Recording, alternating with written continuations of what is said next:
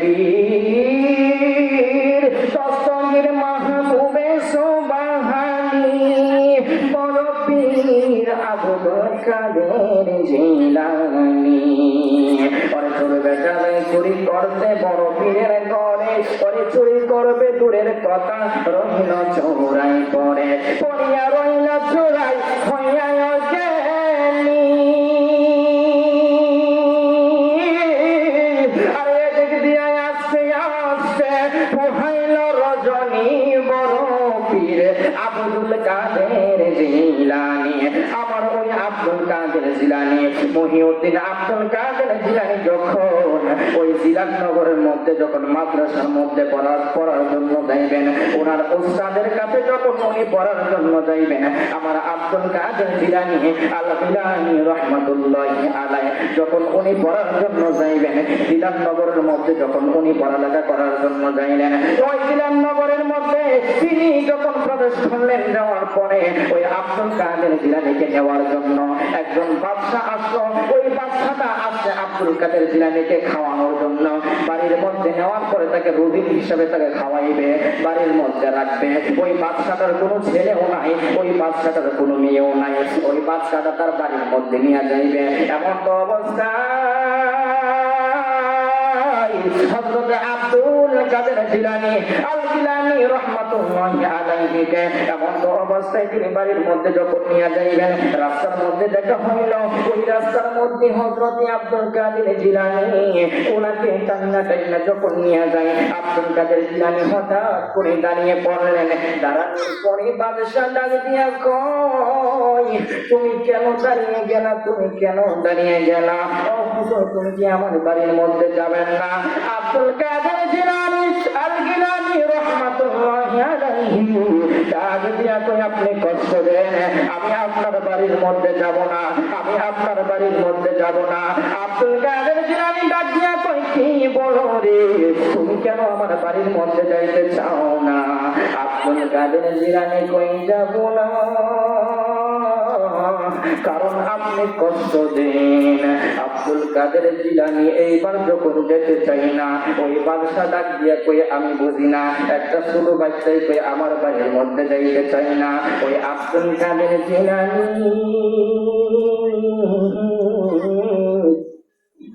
সুবহানাল্লাহ বলে, ওই আব্দুল কাদের জিলানী ডাক দিয়া কই, আমি যাব না। যখন বলতেছেন আমি যাব না, ওই আব্দুল কাদের জিলানীকে ডাক দিয়া কই, আপনি কে? আপনি আপনার পরিচয় দেন, আপনার পরিচয় দেন। আব্দুল কাদের জিলানী ডাক দিয়া কই, তুমি যদি আমার পরিচয় পেতে চাও, তাহলে তোমার মাথার মধ্যে যে রুমালটা আছে, এই রুমালটা আমার হাতের মধ্যে দিয়া দাও। আব্দুল কাদের জিলানী ওনার রুমালটাকে নেওয়ার পরে তার হাতে তার মাথার মধ্যে এরকম করে রুমালটা দিয়ে দিলেন। আব্দুল কাদের জিলানী যখন রুমালটা দিয়া দিলেন রে, রুমালটা যখন তার গলার তার মাথার মধ্যে নিয়ে দিল, ওই এমন তো অবস্থায় ওই বাদশাটা সঙ্গে সঙ্গে মাটির মধ্যে একটা সিদ্ধানি মায়াটা বইরা গেছে। সুবহানাল্লাহ। ওই আব্দুল কাদের জিলানী এবার জিজ্ঞাসা করে, বাদশা গো, ও বাদশা রে, তুমি কি দেখতে পাইলা? ওই বাদশা ডাক দিয়া কই, আমি দেখলাম, আমি আরাফাতের ময়দানের মধ্যে হাজির হয়ে গেলাম। আমি আরাফাতের ময়দানের মধ্যে হাজির হয়ে যখন গেলাম গো, আমি ওই আরাফাতের মধ্যে তাকাইয়া দেখলাম, আমি দেখলাম আমি আরাফাতের ময়দানে হাজির হইলাম। আব্দুল কাদের জিলানী কই, তুমি এরপরে কি দেখলা? কই, আমি এরপরে দেখতে পাইলাম ওই জায়গার মধ্যে বিশাল একটা আসন পাতিয়া একটা লোক বসে আছে, একটা লোক বসে আছে। ওই জায়গার মধ্যে যখন লোকটা বসে আছে, আমি দেখলাম যত যত সমস্ত বড় বড় ওলিরা আছে রে, সমস্ত ওলিরা ওই জায়গার মধ্যে মাটির মধ্যে বসে আছে। আর একটা চেয়ার একটা আসন পাতিয়া আমার দয়াল নবী রাহমাতাল লিল আলামিন ওই জায়গার মধ্যে বসে আছে। আব্দুল কাদের জিলানী কয়, তুমি তারপরে কি দেখতে পাইলা? কাজিয়া কই, আমি দেখতে পাইলাম ওই জায়গার মধ্যে আমার নবীর পিছন দিক দিয়া আসিয়া হযরত আব্দুল কাদের জিলানী তাল গাছের পাতা দিয়া আমার নবীরে বাতাসে করতাছে কোন সুবহানাল্লাহ।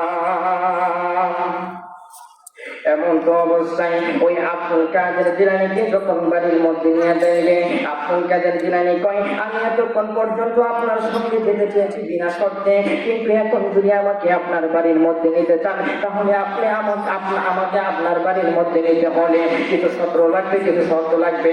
ডাকিয়া কই বুঝি না কি শর্ত লাগবে, কি শর্ত লাগবে। আব্দুল কাদের জিলানী বলেন, আমাকে যদি তোমার বাড়ির মধ্যে নিতে চাও তাহলে কিন্তু শর্ত লাগবে। শর্ত হলো আমাকে একটা রুমের মধ্যে রাখতে হবে, একটা রুমের মধ্যে আমাকে রাখবে এবং ঘরের মধ্যে দরজার মধ্যে খানা দিবা। ওই দরজা থেকে খানা আমি মন চাইলে খাইব, আবার মন চাইলে খাইব না। দ্বিতীয় শর্ত গেল, তৃতীয় শর্ত হইল ওই দরজা যদি বন্ধ থাকে তুমি কখনো ডাক দিতে পারবে না, ডাক দিলে ধ্বংস হইবা। ওই আচ্ছা ঠিক আছে, ডাক দিতাম না, তারপরেও আপনি আমাদের সঙ্গে চলেন, তারপরেও আপনি আমাদের সঙ্গে চলেন। এমন তো অবস্থায় ওই আব্দুল কাদের জিলানী যখন বাড়ির মধ্যে যাবেন রে, ওই বাড়ির মধ্যে যাওয়ার পরে তার স্ত্রী ডাক দিয়া কয়ে,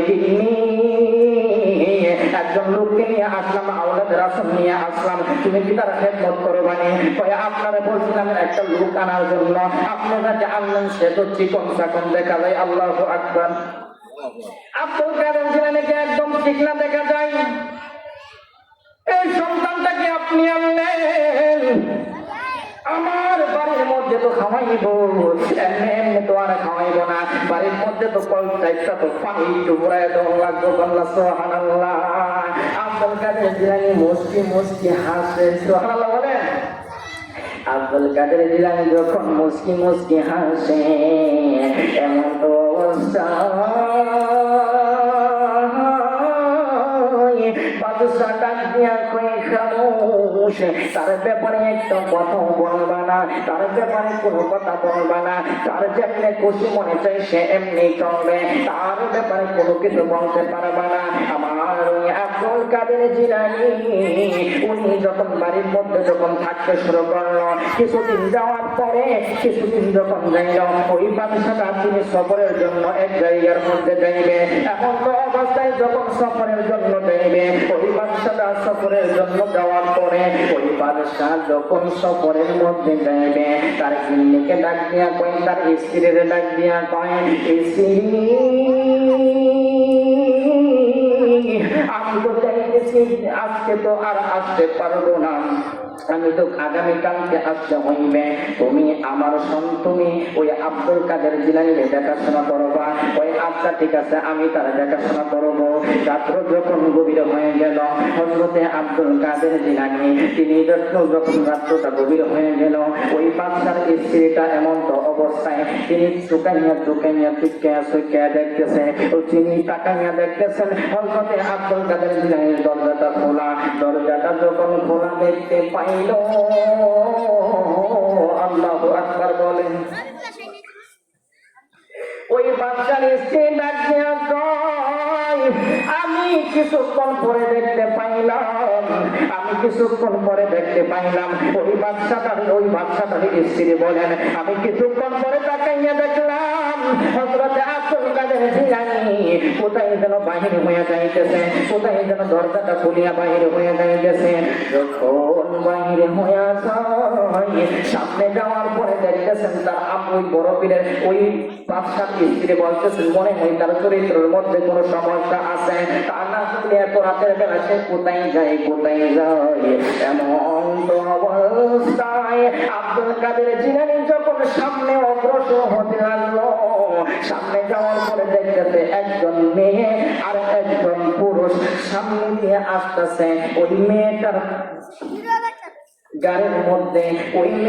গাড়ির মধ্যে একটা সন্তান, সেই সন্তানটা মারা গেছে, ওই সন্তানটা মারা গেছে। আর ওই ছেলেটা ছিল, ওই ছেলেটার হাতের মধ্যে একটা কুদাল নিয়ে সামনের দিকে অগ্রসর হচ্ছে। আমার আব্দুল কাদের জিলানী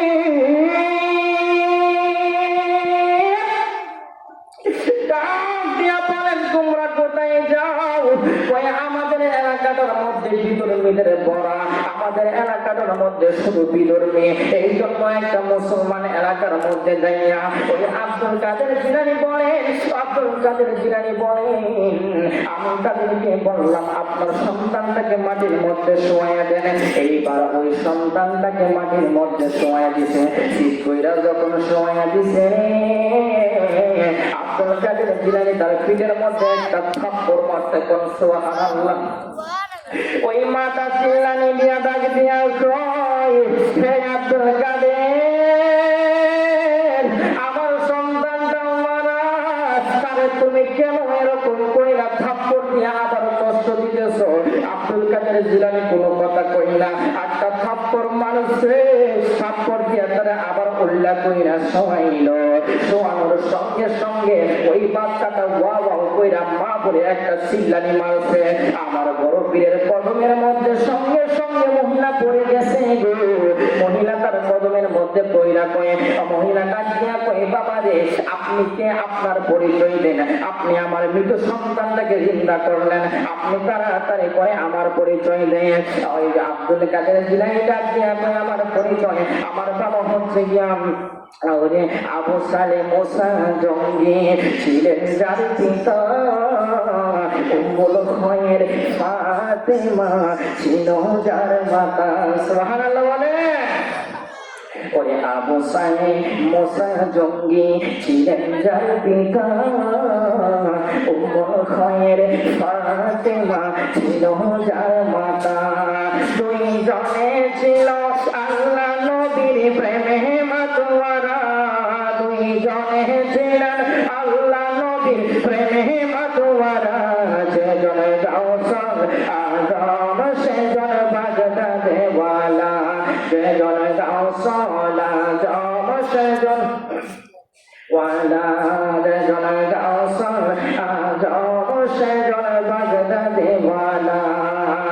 যার কাঁধে যার চরণ জগলে মাদিনা ওয়ালা, বলো যার কাঁধে তার করম চরণ সেজন মাদিনা ওয়ালা।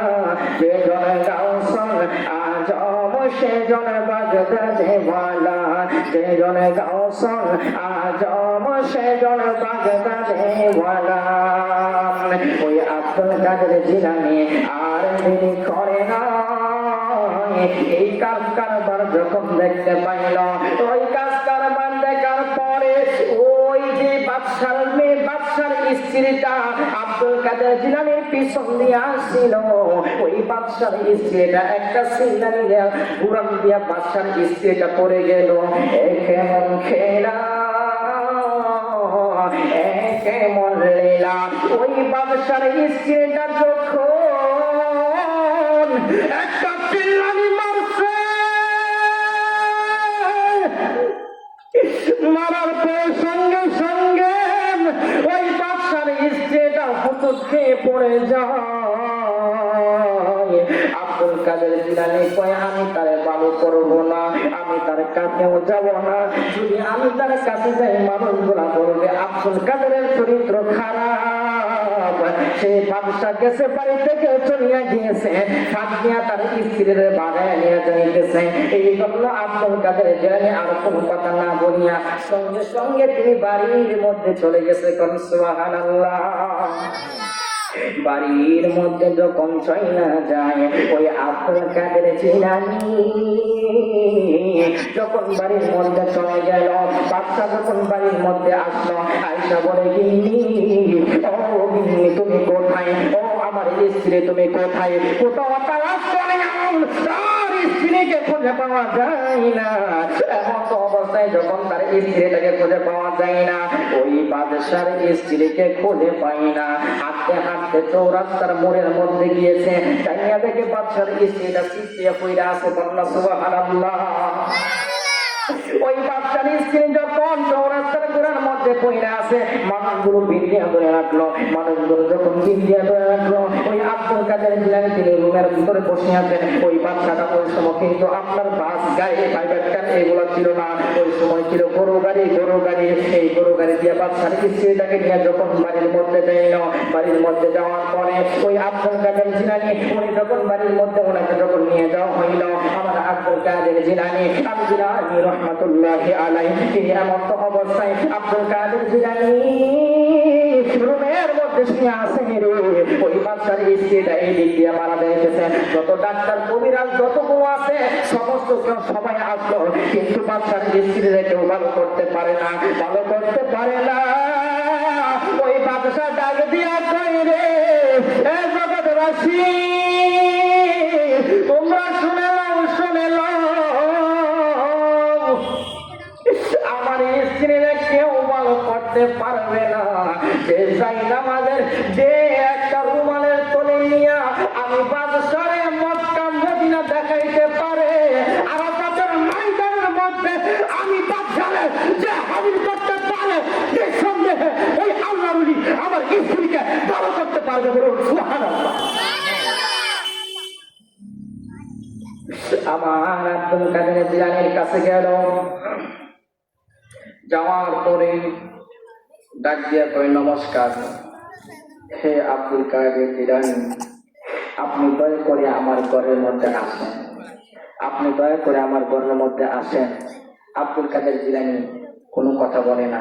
কিছুক্ষণ পরে আব্দুল কাদের জিলানী বাহির হইলেন। বাহির হওয়ার পরে দেখতেছে ওই বাদশাটা সমস্ত এলাকার মানুষ যে বাদশাকে ভয় পায়, সুবহানাল্লাহ বলেন, এলাকার সমস্ত মানুষ যে বাদশাকে ভয় পায়, সেই বাদশাটা এরকম করিয়া আব্দুল কাদের জিলানীর কাছে এরকম করিয়া মাথাটা নিচু কইরা দুইয়া রাখছে। ডাক দিয়া কয়, হুজুর আপনি আমারে আপনার রুমানের করে নিয়া আপনি আমার আরাফাতের ময়দান দেখাইছেন, নবীজির দিদার দেখাইছেন, আপনি আমাকে তাড়াতাড়ি করিয়া আমার স্ত্রীটারে আপনি ভালো কইরা দেন। ওই আব্দুল কাদের জিলানী বলেন, আমি এমন তো অবস্থায় আর দেরি করলাম না। আমি চিন্তা করলাম আমাকে যে খাওয়াইলো, সুবহানাল্লাহ বলে, আমাকে এতদিন পর্যন্ত যে খাওয়াইলো আমি কেমনে তার ভালো না কইরা থাকতে পারি। আব্দুল কাদের জিলানী তার কাছে চাইলেন, যাওয়ার পরে তাকে হাতটা দেওয়ার সঙ্গে সঙ্গে ওই স্ত্রীটা সঙ্গে সঙ্গে আব্দুল কাদের জিলানী যখন তার হাতটা বাড়াইলো, ওই বাচ্চার স্ত্রীটা তার হাতের মধ্যে ফাঁপা দিয়া দৌড়া ফেলাইছে। আর ডাক দিয়া কয়, কে এটা কি সেই লোক নি? আমি দেখতে পারলাম যে লোকটা একটা মৃত সন্তান ছিল রে, ওই মৃত সন্তানটাকে এই লোকটা ভালো করছিল, তুমি কি সেই লোক না? কয়, হ্যাঁ আমি সেই লোক। ওই আব্দুল কাদের জিলানীকে এমন ভাবে আমরা দিয়া ধরছে রে, আমার আব্দুল কাদের জিলানী আল জিলানী রহমাতুল্লাহি আলাইহি ডাক দিয়া কয়, আপনি যতক্ষণ পর্যন্ত আমার গর্ভের মধ্যে একটা সন্তান দিবেন না, ততক্ষণ পর্যন্ত আমি আপনার বুক থেকে আপনার হাত আমি ততক্ষণ পর্যন্ত ছাড়ব না। আমার আব্দুল কাদের জিলানী ডাক দিয়া কয়, শোনো, শুধু তোমার সন্তান দেই নাই, আমার করার কারণে আমি তোমার সন্তানের নাম পর্যন্ত রেখে দিলাম। যে সন্তানের নাম রাখলেন আব্দুল্লাহ রেফাই, সুবহানাল্লাহ।